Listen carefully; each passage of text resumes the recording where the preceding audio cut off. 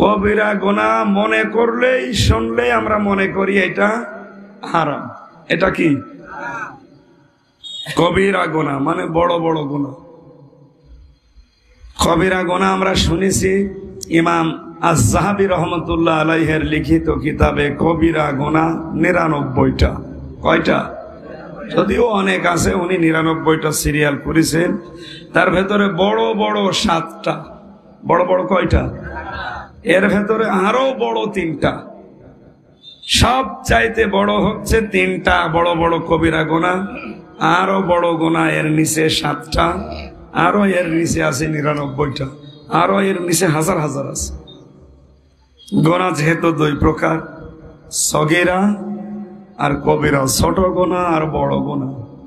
কোরআনে কারিমের যে আয়াত পড়লাম সূরা নিসা থেকে, এখানের পরের আয়াত ৩১ নম্বর আয়াতে আল্লাহ এটা জানিয়েছেন, ইন তাজতানিবু কাবাইরা মা তুনহাউনা আনহু নুকাফির আনকুম সাজ্জিআতিকুম ওয়া নুদখিলকুম মুদখালান কারীমা।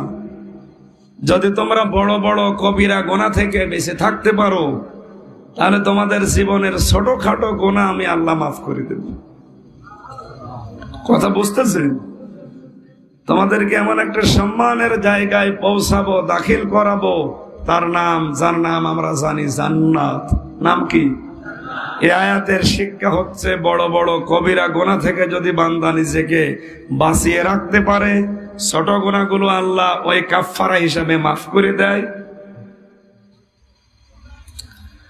আল্লাযীনা ইয়াজতানিবুনা কাবাইরাল ইসমি ওয়াল ফাওয়াহিশা ইল্লাল লামাম। যে মানুষগুলো বড় বড় কবিরা গুনাহ, অশ্লীলতা থেকে নিজেদেরকে বাঁচিয়ে রাখতে পারে, তাদের ছোটখাটো গুনাহগুলো আল্লাহ নিজের ইচ্ছায় মাফ করে দেয়। সুতরাং আমাদের উচিত হবে আজকে একটা একটা করে যদি ৯৯টা শুনতে পারি ভালো, যতগুলো শুনতে পারবো। জীবনে যদি ওই রকম কোনো গুনাহ থাকে, মাস্ট বি ওগুলো ছেড়ে দেওয়াই লাগবে। না এক একটা কবিরা গুনার কারণে ৭,০০০ বছর করে জাহান্নামে থাকা লাগবে। কয় বছর? ৭,০০০ বছর। তাও দুনিয়ায় যেভাবে আমরা ১, ২, ৩ করে গণনা করি, এই দিন না, ৫০ আলফা সানা মিম্মা তাউদ্দুন। দুনিয়ায় ১, ২ করে যেভাবে গণনা করো, এইভাবে গণনা করলে ৫০,০০০ বছরের মতো লম্বা হবে এক একটা দিন। এই হিসাবে ৭,০০০ বছর। ক্যালকুলেটরে হিসাব করেন, ক্যালকুলেটর নষ্ট হয়ে যাবে। কথাগুলো শুনতে যত সহজ মনে হচ্ছে, এটা কি বাস্তবে অত সহজ? আল্লাহ কি উদাহরণ দিলেন দেখেছেন? কাল্লা ইন্নাহা লাযা, কখনো না, তোরে আমি লাজাই দেব। কোথায় দেব? লাজা। লাজা মানে এটা জাহান্নামের একটা দরজার নাম। নাসাওয়াতাল লিশওয়া, এখানে গেলে আগে চামড়া খসে যাবে। কি হবে? আমরা যেহেতু সব জ্ঞানী মানুষ, একটু বয়স হয়েছে, একটু ভাবেন তো যে কি একটা ঘর আল্লাহ বানিয়েছে। এই যে একটা ঘর মনে করেন, এই ঘরের এক দরজা দিয়ে ঢুকলে আর এক দরজা দিয়ে বের হলে চামড়া খসে যাবে। বলেন? আল্লাহ বলেন লাজায় ঢোকাতে দেরি, চামড়া খসতে দেরি হবে না। তার মানে ওর ভেতরে এরকম মেশিন পত্র লাগানো আছে। আমি রিমান্ডে ছিলাম 10 দিন। আমার মাটির নিচের ঘরে যখন নিয়ে যেত, চোখ তো বাঁধা কালা কাপড় দিয়ে, হাত বাঁধা হ্যান্ডকাপ দিয়ে, নিয়ে যে ওই জায়গায় চোখ খুলে দিলেও যা, না খুলে দিলেও তা, কারণ কিছু দেখা যায়। এমনিতে মাটির নিচে জ্বালানো দরজা তো নেই, এত অন্ধকার নিজের পশম দেখা যায় না। যে মাঝে মাঝে আলো যখন দিয়ে ওই যন্ত্রপাতি বের করত, ওই যে এই নখ তুলি নেই, বলতো হুজুর এই যে এইটা দিয়ে আমরা নখ তুলি, যদিও আমার তোলেনি, ওটা তুলে বলতো যে এই যে এইভাবে আমরা তুলি। কাদেরকে তুলে? যারা অস্ত্র মামলায় ধরা পড়ে, যারা মার্ডার মামলায় ধরা পড়ে, এদের স্বীকারোক্তি নেওয়ার জন্য আমরা এভাবে কাজ করি। আরো বিভিন্ন শাস্তি আমারে দেখিয়েছে। প্রেক আছে, প্রেক শলাকা, ওইটা এই নখ তুলে নেওয়ার পরে ওই জায়গায় লবণ ছিটিয়ে দেয়, এরপরে ওই জায়গায় আস্তে আস্তে বাড়ি দিয়ে দিয়ে ঢোকায়।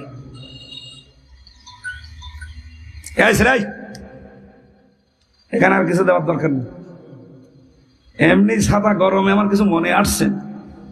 আরে বারবার যদি মোবাইলের বেজে ওঠে, তুমি কি রাষ্ট্রপতির সাথে বড় ব্যস্ত নাকি? সাইলেন্ট করে রাখো 1 ঘন্টা।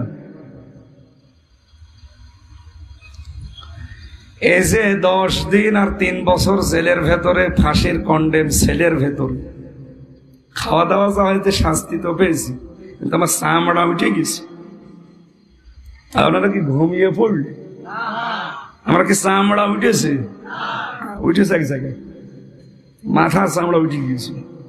কারণ এমন একটা রোগ হয়েছিল মাথায়, দেখিয়েছিলাম ভেতরে ডাক্তার, কিন্তু ডাক্তার তো একটু সমস্যা। আমার বলছো হুজুর আমি কি মাথার ডাক্তার? আপনি কিসের ডাক্তার? কারণ বলছে আমি সব রোগের এক ডাক্তার। আপনি যে কথায় আমারে বলেন ওই প্যারাসিটামল ছাড়া আমি কিছু জানি না। সব রোগের এক ডাক্তার, যেহেতু মাথার রোগ তো সারবে না, কারণ ও সারবে কি? কারণ যে রোগের যে ঔষধ এটা তো দেওয়া দরকার। এই বাইরে আসার পরে ট্রাক করে ভালো ডাক্তার দেখিয়ে ঔষধ ঠিক মতো পড়েছে, এখন ভালো ইনশাল্লাহ। আমরা শুধু মাথারটা উঠেছি। আমি বোঝাতে চাচ্ছিলাম যে এত কষ্টের ভেতরে থাকার পরেও আমার চামড়া ওঠে না। আল্লাহ বলেন আমি এমন একটা ঘরে লাজাই দেব তোরে, যাওয়ার সঙ্গে সঙ্গে আগে আগে চামড়া খসে যাবে। তাহলে কি মাল ম্যাটারেস, কি যন্ত্রপাতি ওর ভেতরে লাগানো আছে, সেট করা আছে, যে গেলেই চামড়া খসে যায়।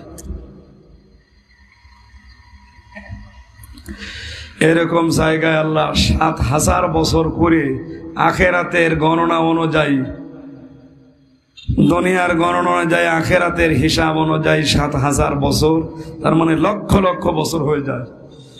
এরকম বিশাল সময় এক একটা কবিরা গোনার জন্য আল্লাহ যদি শাস্তি দেয়, এই 50, 60, 70, 80, 90 বছরে যদি 20টা কবিরা গোনা করি আপনি যান, বলেন কত লক্ষ বছর জাহান্নামে থাকা লাগবে? আপনি হিসাব করেন। আজকে আস্তে আস্তে যদি এই গোনাগুলো আমাদের ভেতরে 5টাও থাকে, এই 99টার ভেতরে আমরা যদি একটাও ছেড়ে দিতে পারি, অন্তত আমাদের জীবন সাকসেস হবে। তার প্রথম নাম্বারে আল্লাহ আরম্ভ করছেন, অন্যায় ভাবে কেউ যেন কারো সম্পদ গ্রাস করবা না। কিভাবে? অন্যায় ভাবে। আজ এই আচরণটা বাংলাদেশ সহ বিশ্বে মুসলমানেরাও করছে না? করছে না? হাজারো মানুষ করছে। নামাজও পড়ে, মানুষের সম্পদ আত্মসাৎ করছে, বৈধ অবৈধ দেখা দেখিনি। আমার ভাইরা, এ ওয়াজ যেহেতু আমির হামসার না, সরাসরি আল্লাহর নিজের ওয়াজ। সূরা নিসার 29 নম্বর আয়াত থেকে আল্লাহ আমাদের ওয়াজ করছেন। দুনিয়ার সবার জন্য না, শুধুমাত্র ঈমানদার যারা নারী পুরুষ তাদের জন্য। তাফসিরে মারিফুল কোরআনে আল্লাহ তাআলা নিজেই জানিয়েছেন, আমি তাফসিরে দেখেছি। মুফাসসির বলেন, আল্লাহ যখন শুধু ঈমানদারকে ডাক দেন, তখন তার কুদরতি হাত এভাবে উঁচা করে ডাকেন, আয় ইয়া আইয়ুহাল্লাযীনা আমানু। বড় ভালোবাসা নিয়ে, আদর দিয়ে মানুষকে, ঈমানদারকে আল্লাহ ডাক দিয়েছেন, আয় পেকুয়াবাসী, যাদের ঈমান আছে তারা আমার সামনে আয়। আমি হামজাকে বসিয়ে দিয়েছি, ও ওয়াজ করছে, ও অ্যাডভার্টাইজ করছে। সরাসরি ওয়াজ কার? আরো জোরে বলেন। হামজা অ্যাডভার্টাইজ করছে, ওটা ভালো করে শোন কি বলি আমি। আল্লাহ লা তাকুলু, এটা মোজারের আলোচনা, বর্তমান, ভবিষ্যৎ, প্রেজেন্ট, ফিউচার। এখন খাবে না, বর্তমান ভবিষ্যতেও তোমরা খাবে না। আমওয়ালাকুম, তোমাদের সম্পদ, বাইনাকুম, তোমাদের নিজেদের ভেতরে, বিল বাতিল, অন্যায় ভাবে গ্রাস করবে না। এখানে যে সমস্ত মানুষের সম্পদ আত্মসাৎ করার কথা আছে তার 1 নম্বরে আমি নাম পেয়েছি ইয়াতিমের। কিসের? বলেন বলেন, এই শব্দটা আল্লাহ আগে দিলেন কেন? কারণ পৃথিবীতে মা বাবা যাদের মারা যায় ছোটবেলায় তাদের মতো অসহায় দুনিয়ায় আর কেউ নেই, এটা নবী নিজে দেখেছে। জন্মের আগে হারিয়েছেন বাবাকে, 6 বছরে মাকে। যারা আদর করবে তারাই শেষ। এতিমের যে কি ঝামেলা দুনিয়ায় উনি বুঝেছিলেন। এই জন্য নবীজিকে আল্লাহ জানাচ্ছেন, হে নবী আপনি এবার জানান, যেহেতু আপনি এর ভুক্তভোগী। ইন্নাল্লাযীনা ইয়াকুলুনা আমওয়ালাল ইয়াতামা যুলমান ইন্নামা ইয়াকুলুনা ফি বুতুনিহিম নারা ওয়া সায়াসলাউনা সাঈরা। সূরা নিসার 10 নম্বর আয়াতে আছে, নিশ্চয় যে বা যারা এতিমদের মাল সম্পদ অন্যায় ভাবে জুলুম করে ফাঁকি দিয়ে গ্রাস করে খাচ্ছে, এই মানুষগুলো এতিমের মাল সম্পদ টাকা পয়সা জমি জায়গা হাতিয়ে নেয় না, এরা যেন জাহান্নামের আগুন খায়। আয়াত পড়ার পরে আমার মনে হয় বাংলাদেশের 100 জনের 70 জন মানুষ ধরা খাবে। ইয়াতিম মানে শুধু মা বাবা নেই, এরা এতিম না।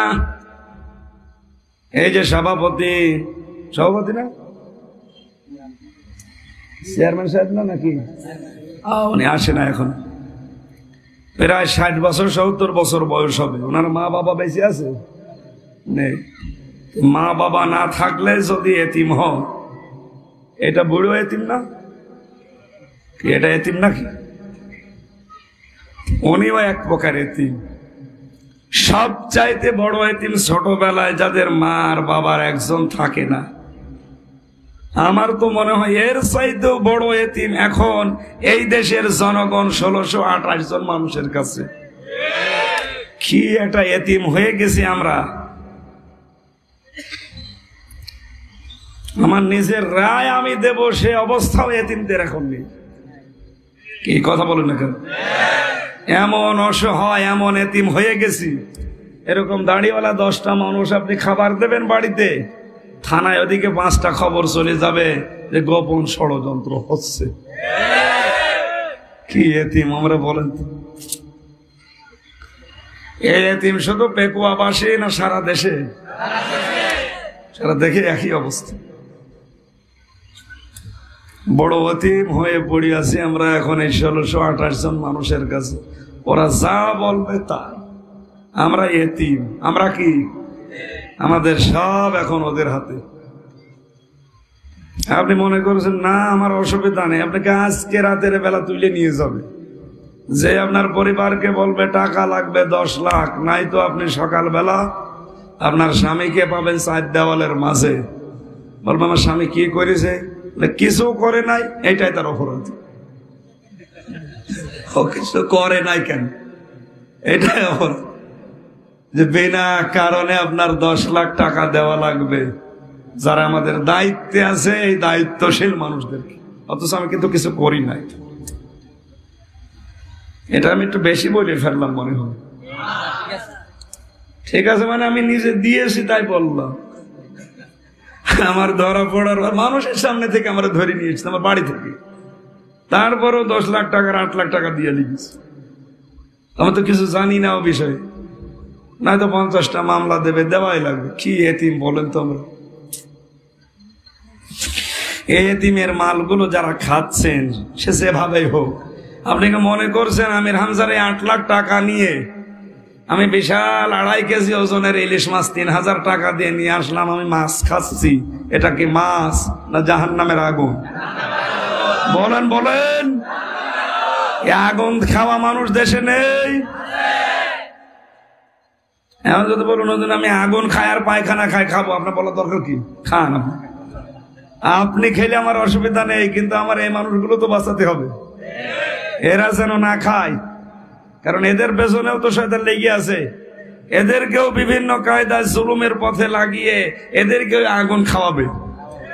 হয়তো আমির হামজারে ধরে 10 লাখ নেবে না, কিন্তু পাশের বাড়ির নিজের ভাইয়ের জমি জাল দলিল করে নিজে লিখে নেবে। 10 লাখ টাকার জমি লিখে নিল জাল দলিল করে, ওই জমি বিক্রি করে খাবার কিনে খাচ্ছে। ওইটা তো জায়েজ হালাল খাবার, ওইটা খাওয়া আর জাহান্নামের আগুন খাওয়া কি? এই কথাগুলো আজকের আয়াতে আছে। এত কড়া কড়া কথা বলা আমার মনে হয় ঠিক হচ্ছে না। তারপরেও ওয়াজ যেহেতু আল্লাহ, ওয়াজ কার? আল্লাহর ওয়াজ এরকম কড়া। আপনার নরম ওয়াজও আছে, নরম ওয়াজ করবো।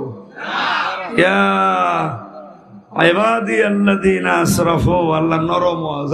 আমার বান্দারা এদিকে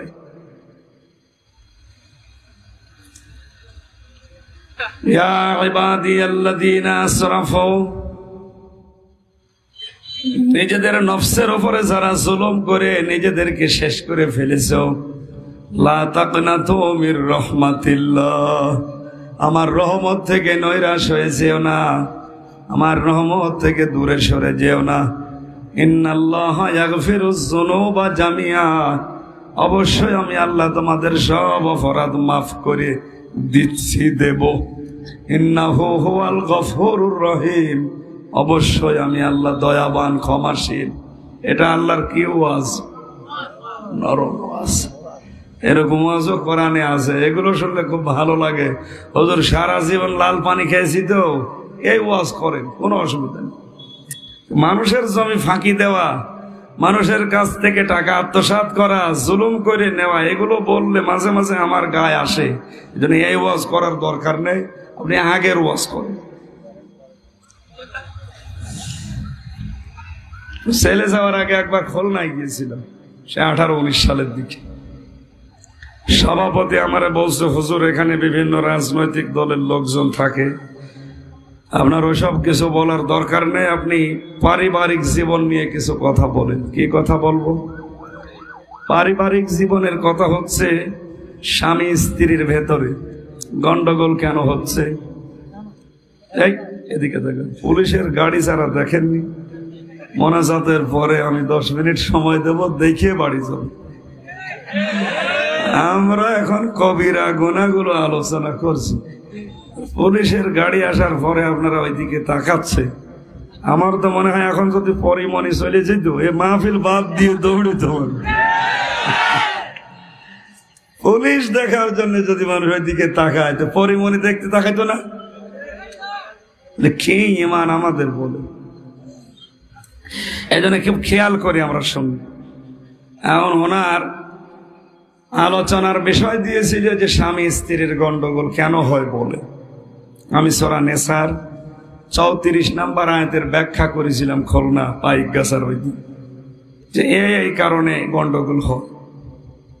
আর এটা হলো মেটানোর পদ্ধতি আছে, যে এরকম সিস্টেম করলে এই গন্ডগোল মিটে যায়। শেষ করার পরে সবাই কান্নাকাটি করলো। বাড়িতে গেলাম, ওনার বাড়িতে উনি খাবার দিল, দেখি মুখ গোমরা করে আছে, কথা বলছে না। কি দাদা কথা বলছেন না?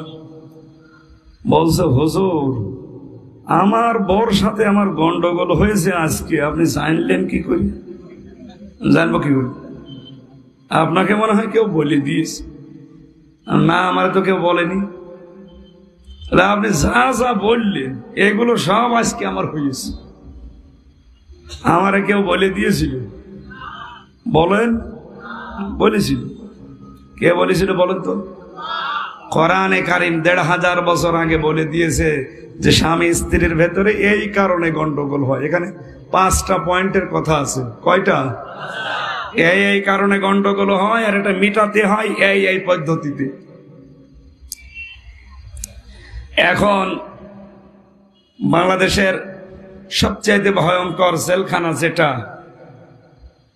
গাজীপুরের কাশিমপুর হাই সিকিউরিটি জেলখানা, এখানে বাংলার সবচাইতে বড় বড় যারা আসামি তাদের রাখে। আমরা ছিলাম ওখানে। আমরা বড় আসামি তো নাকি? আমরা বড় আসামি। তো ওখানে শাহজাহান জল্লাদ মানুষকে ফাঁসি দিত রায় হলে।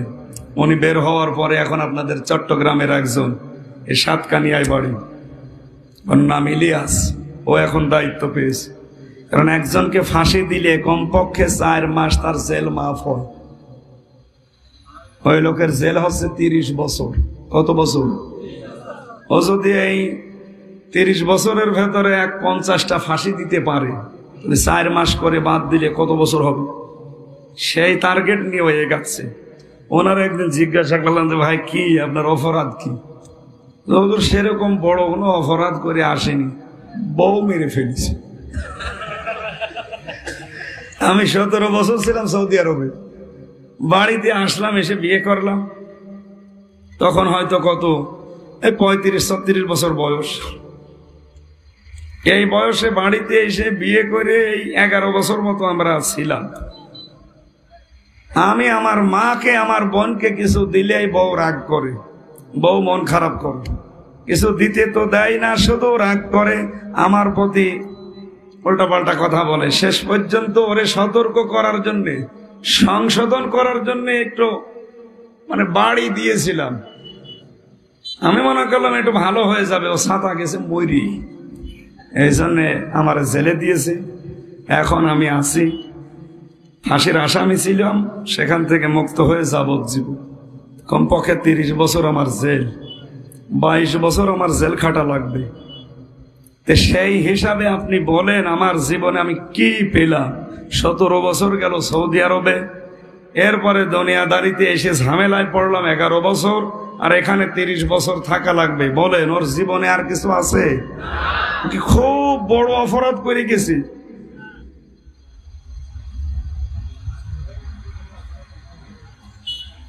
এরকম অপরাধী শুধু ইলিয়াস না, শুধু এই ইলিয়াস এই জল্লা দেখা না, এরকম হাজারো মানুষকে আমি এই 3 বছরে দেখেছি।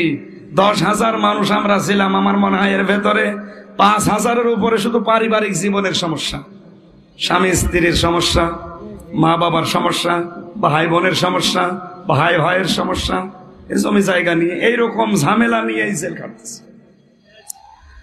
এগুলো যে একটা গোনার কাজ আমরা অনেকে জানিও না, মনেও করি না। এই জন্য নিজের ভাই হোক, বোন হোক, মেয়ে হোক, নিজের আশপাশের প্রতিবেশী হোক, এতিম হোক, কারো সম্পদ যেন অন্যায় ভাবে কেউ অবৈধভাবে গ্রাস না করে। যদি এটা কেউ করেন, এটা সগীরা গুনাহ না কবিরা গুনাহ? বলেন বলেন। এই কবিরা গুনাহ দেশে চলতেছে, হাজারো মানুষ আজ মানুষের সম্পদ অবৈধভাবে গ্রাস করে খাচ্ছে। আল্লাহ আমাদেরকে যেন এই ছোট্ট জীবনে এই গুনাহ থেকে বাঁচিয়ে রাখেন। না খেয়ে মারা যান, অসুবিধা নেই, হয়তো আপনি মারা গেলে, না খেয়ে মারা গেছেন, জান্নাত যেতে পারবেন। কিন্তু অবৈধভাবে ইনকাম করে খেয়েও যদি মারা যান, যাওয়া লাগবে কোথায়? 2-1 দিন থেকে বের হলেও তো উপায় ছিল। এক একটা কবিরা গুনার জন্যে 7,000 বছর জাহান্নামে থাকা লাগবে। আল্লাহ আমাদেরকে যেন বাঁচান, বলেন আমিন। ব্যবসা যারা করছেন, কি সমস্যা? মনোজাত করে দেবো? হ্যাঁ, সমস্যা কি? মনোজাত করা লাগবে কেন? আর কি সমস্যা? এখানে এসে বলেন, অসুবিধা কি? বলেন, এখানে আসে।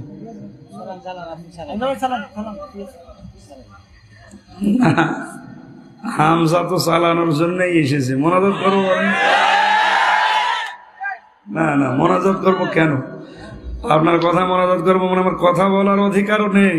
আমার এক মাটিতে দিয়ে দিন, আমার উপরে রাখার দরকার নেই। সম্মানিত ভাইরা, আমরা নিজেদেরকে বাঁচাতে চাই। যারা বাঁচতে চায় না, ওরা যদি জাহান্নামে যেতে চায়, এই সমস্ত অবৈধ কাজ কারবার করি, আপনি যেতে চান, আপনাকে আমি আরো ঠেলা দেবো, যান। আপনাকে আরো দরকারে সহযোগিতা করছি, যান, আপনি যান, আপনাকে আমি এগিয়ে দিচ্ছি। আমি তো যেতে চাই না, আমি বাঁচতে চাই, আর বাঁচার জন্য আমাকে কোরআন শোনা লাগবে। কারণ এর চাইতে বড় ওয়াজ দুনিয়াতে আর নেই। যত মানুষই ওয়াজ করুক, তার ওয়াজে ভেজাল থাকার সম্ভাবনা আছে। আল্লাহর ওয়াজে কোনো ভেজাল আছে? আমি আল্লাহর ওয়াজ গুলোই করছি, একটা কথাও আমার বানানো না, সব তাফসীর থেকে পড়ে পড়ে বলছি। অন্যায় অবৈধভাবে যারা ইনকাম করে খাচ্ছেন, আপনারা থামেন, আপনারা থামেন, নয়তো আপনি জাহান্নামে যাচ্ছেন। আমি কোরআনের চোখ লাগিয়ে দেখতে পাচ্ছি। মান ক্বারাআল কুরআনা ফাস্তাযহারাহু, যে ব্যক্তি কোরআন পড়ে আর কোরআনকে বিজয়ী করার জন্য চেষ্টা চালায়, ফাহাল্লা হালালাহু ওয়া হাররামা হারামাহু, হালালকে হালাল জেনে আঁকড়িয়ে ধরে, হারামকে হারাম জেনে ছেড়ে দেয়, আদখালাহুল্লাহুল জান্নাহ, আল্লাহ তাকে জান্নাতে দিয়ে দিয়েছে। বলেন সুবহানাল্লাহ। এজন্য কোরআন যতদিন পর্যন্ত এই বাংলাদেশে বিজয়ী না হবে ততদিন পর্যন্ত হালালকে হালাল জানার পরও আঁকড়িয়ে ধরা যাবে না, হারামকে হারাম জানার পরও ছেড়ে দেওয়া যাবে না। এরকম জায়গা দেশে নেই? আছে। প্রাইমারির শিক্ষক হবে, সব যোগ্যতা থাকার পরও 5 লাখ টাকা দেওয়া লাগবে। এটা আপনি জানেন যে অবৈধ, এরপরও দেওয়া লাগবে, কারণ এদেশে কোরআন বিজয়ী নেই। কোরআন বিজয়ী থাকলে ওই 5 লাখ টাকা দেওয়া লাগতো?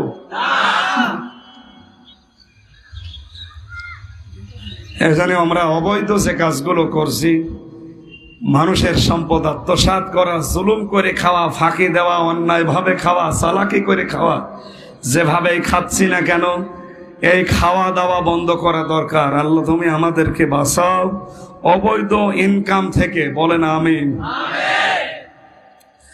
ওয়ালা তাকতুলু আনফুসাকুম, নিজেদেরকে তোমরা হত্যা করবা না।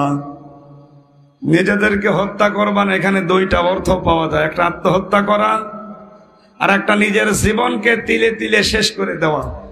এই যে বিড়ি খাওয়া অনেকেই মাকরু বলে, হ্যাঁ এটা হারাম না, কিন্তু হারামের কাছাকাছি। এই কারণ এটা খেলে আস্তে আস্তে আপনার ভেতরের প্রথমে কলিজা, লাঞ্চ এগুলো নষ্ট হয়ে যায়।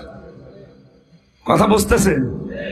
আর নিজের হাতে নিজেদেরকে ধ্বংস করা যাবে না, ধ্বংসের পথে ছেড়ে দেওয়া যাবে না। এ নির্দেশ কার? ওয়ালা তাকতুলু আনফুসাকুম, নিজেরা নিজেদেরকে মেরে ফেলো না। সুতরাং এরকম ধীরে ধীরেও যদি আপনি মানুষকে মেরে ফেলতে চান, নিজেদেরকেও মারেন, এরকম পথগুলো বন্ধ করা লাগবে। দুনিয়ায় যে সেই জিনিস দিয়ে আত্মহত্যা করে, কিয়ামতের দিন ওই জিনিস দিয়ে তাকে আল্লাহ শাস্তি দিতে থাকবে। যারা বিষ খেয়ে মারা যায়, মরণের পরও তারা অধিকাংশ সময় এই বিষের যন্ত্রণার ভেতরে থাকবে। যারা লোহা জাতীয় কোনো কিছু পেটের ভেতরে, বুকের ভেতরে, এর ভেতরে প্রবেশ করিয়ে মারা যায়, কিয়ামতের দিন ওকে ওইভাবে আল্লাহ প্রবেশ করাবে, শুধু লোহার জিনিস। যারা পাহাড়ের উপরে উঠে লাফ দিয়ে মারা যায়, জাহান্নামের পাহাড়ে উঠাবে, ফেলবে, মরবে, আবার চিন্তা করবে, উঠাবে, আবার ফেলবে। এজন্য দুনিয়াতে আমরা স্বাভাবিকভাবে যে মৃত্যু আল্লাহ দিয়েছে এইটা বাদ দিয়ে নিজের জীবনকে নিজে যেন ধ্বংস না করি। ইন্নাল্লাহা কানা বিকুম রহিমা, আল্লাহ তার বান্দাদের উপরে বড় দয়াশীল। এবার আল্লাহ আমার গুরুত্বপূর্ণ কিছু কথা একটা একটা করে পয়েন্ট আকারে সাজিয়েছে। আল্লাহ রাব্বুল আলামিন বলেন, ওমাইয়াফআল যালিকা উদওয়ানা ওয়া যুলমান ফাসাউফা নুসলিহি নার। যে ব্যক্তি এই সমস্ত কাজগুলো করবে, এখানে কবিরা গোনা, বড় বড় গোনার কথা আমরা 99টা পেয়েছি। কয়টা বলেন তো? 1 নাম্বার এই কবিরা গোনা হচ্ছে আল্লাহর ইবাদতে কাউকে শরীক করা। ইবাদতে আল্লাহর সাথে অন্য কাউকে শরীক করা, অংশীদার করা, এটা সবচাইতে বড় গোনা। যেহেতু আমরা মুসলমান দেশে আছি, এজন্য এই গোনাটা আমাদের দেশে কম। যারা বিভিন্ন মুশরিকদের দেশে যে মুসলমানগুলো বাস করে, ওখানে ওদের ঈমান নিয়ে টিকে থাকা বড় কঠিন। বাংলাদেশে যিনি এখন দায়িত্বে আছেন, 560টার উপরে মসজিদ বানিয়েছে। ধন্যবাদ জানাই তাকে, এই কারণে যে 560টা মন্দির বানালে শিরিক হতো। সেখানে কি হতো? অন্তত শিরিক থেকে বেঁচে 10 জন হলেও তো ইবাদত তো করতে পারবে, সেজদা তো দিতে পারবে। এই উদ্যোগ যিনি নিয়েছে, এই কাজে যারা আঞ্জাম দিয়েছে, মরণের পরে কিয়ামত পর্যন্ত এই মডেল মসজিদগুলোতে আমরা যারাই সেজদা দিতে থাকবো, আমাদের পরবর্তীতে আবার এই মসজিদ সংস্কার হবে, আবার সেজদা হবে। যত মানুষ কিয়ামত পর্যন্ত সেজদা দিতে থাকবে, একটা একটা করে সওয়াব আল্লাহ ওই কবরে পৌঁছিয়ে দেবে যে লোকটা উদ্যোগ নিয়েছি। এই জন্য দুনিয়াতে কোনো ভালো কাজের আঞ্জাম যদি কেউ দেয়, কিছু যদি নাও পারেন, চুপ থাকবেন, সমর্থন করবেন। আর অন্যায় অবৈধ কোনো কাজ যদি দুনিয়ায় কেউ করে বেড়ায়, করে, সাপোর্ট তো করা যাবে না। ওদওয়ান শব্দ দিয়েছেন আল্লাহ, সীমা লঙ্ঘন করে, ও জুলমান, মনের খায়েশ মেটাতে এই লোকটা শেষ পর্যন্ত জুলুমের পথ বেছে নেয়। ফাসাউফা নুসলিহি নার, এই মানুষগুলোকে আমি আল্লাহ অতি সত্বর জাহান্নামের আগুনে প্রবেশ করাবো। জোরে বলেন নাউজুবিল্লাহ। আল্লাহর বিভিন্ন সীমা নির্ধারণ করা আছে দুনিয়ায়। বাংলাদেশের বিভিন্ন বর্ডার নেই?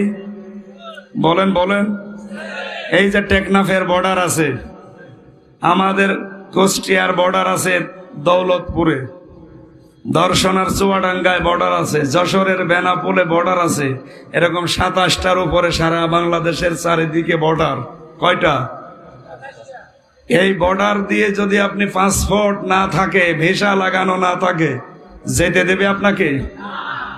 আল্লাহ পাক বলেন, আমারও যে গন্ডি আছে, আমার ইসলামের এই গন্ডি যদি কেউ পার হয়ে বর্ডার অতিক্রম করে সীমা লঙ্ঘন করতে চায়, আমি আল্লাহ তখন তাকে ছাড় দেই। এই মানুষগুলোকে আমি ছাড় দেই কেন জানো? ফি তুগয়ানিহিম ইয়াহমাহুন, এরা অন্ধ হয়ে, অন্ধকারে মানুষ যেমন আন্দাজে হাত দাঁড়াতে থাকে, যারা মানুষের অধিকারগুলো নষ্ট করে, জুলুম করে মানুষের উপরে, এদেরকে আমি আল্লাহ ছাড় দিতে থাকি। এই মানুষগুলো অন্ধকারের ভেতরে হাত দাঁড়াতে থাকে। লিনানজুরা কাইফা তা'মালুন, তাদেরকে এই শক্তি, পাওয়ার, ক্ষমতা, টাকা পয়সা, প্রভাব, প্রতিপত্তিগুলো দুনিয়ায় এজন্য আমি দিয়ে রাখি, আমি দেখতে চাই এরা এই প্রভাব, প্রতিপত্তি, ক্ষমতা নিয়ে ভালো ভালো কাজের আঞ্জাম দেয় কিনা। এই জন্য যে যেটা পেয়েছেন ওইটাই কিন্তু আপনার জন্য পরীক্ষা।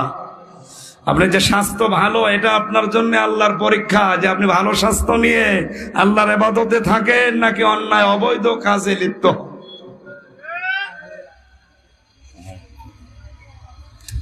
সম্মানিত ভাইরা, এই আয়াতের শেষের দিকে ছিল ফাসাউফা নুসলিহি নার ওয়া সায়াসলাউনা সাগীর। আল্লাহ তাআলা এতিমের মালের কথা বলতে বলতে এই আয়াতটা কেটে দিয়ে অন্য আলোচনায় চলে গিয়েছিলেন। আমরা যে কবিরা গুনাহগুলোর কথা একটা একটা করে বলছিলাম, এর ভেতরে 1 নম্বরে আল্লাহর কোনো ইবাদতে যেন কাউকে আমরা শরীক না করি। পিতা মাতাকে যেন সাধ্য অনুযায়ী খাবার দিই। টাকা পয়সা যাদের আছে, আপনার নেই, একেবারে নিজেই চলতে পারেন না, সেটা আলাদা। সম্পদ থাকার পরে মা বাবার অধিকারগুলো যেন আমরা আদায় করি। যদি কেউ না করে, এটা কবিরা গুনাহ। 3 নম্বরে কোনো মানুষ যেন জাদু টোনা এগুলো বিশ্বাস না করি এবং এগুলো যেন না করি। 4 নম্বরে যেন সুদ ভিত্তিক অর্থনীতির সাথে জড়িয়ে না পড়ি। এটা গ্রাম অঞ্চল তো, হাজারো মানুষ আমরা অনেকে জানি, এই মানুষগুলো টাকা ছেড়ে রাখে, 5,000 টাকা ছেড়ে রাখে, প্রতি মাসে 100 টাকা 120 টাকা করে দেওয়া লাগে না। এই সিস্টেম মনে হয় এলাকায় নেই। এটা প্রকাশ্য সুদ ভাই। এটা মায়ের সাথে একসাথে জেনা করার গুনাহ। এই গুনাহ কি এলাকায় কেউ করেন এমন মানুষ আছে? একটু দেখি হাত তোলেন তো। আপনি শুধু না না, ঠিক আছে, না বুঝে হাত তুলেছে। আমরা যদি এরকম কোনো গুনাহে থাকি, আল্লাহ আমাদেরকে যেন মাফ করেন, বলে না আমিন। এরপরে জিহাদের ময়দান থেকে পলায়ন করা, এতিমের সম্পদ আত্মসাৎ করা, মিথ্যা সাক্ষ্য দেওয়া এবং মিথ্যা ভাবে মানুষকে কোনো কাজে জড়িয়ে দেওয়া, এরকম গুনাহগুলো আল্লাহ আমাদেরকে বলতে বলতে জানিয়েছেন, তোমরা সাবধান হও, এই গুনাহগুলো থেকে বেঁচে থাকো। ছোটখাটো যে গুনাহগুলো আছে, আমি আল্লাহ নিজের ইচ্ছায় তোমাদেরকে মাফ করে আমার সম্মানিত জায়গা জান্নাতে প্রবেশ করাবো। আজকে যিনি ইন্তেকাল করে দলিলুর রহমান সাহেব বিদায় নিয়েছে, তার সন্তান জনাব ওয়াজউদ্দিন, উনি বাইরের দেশে আছে, দুবাই থেকে এসে তার বাবার জন্য দোয়া করতে আপনাদেরকে ডাক দিয়েছেন। আল্লাহ তার বাবার জীবনে এরকম কোনো গুনাহ থাকলে যেন আমাদের দোয়ার উসিলায় তাকে মাফ করে জান্নাতে দিয়ে দেয়।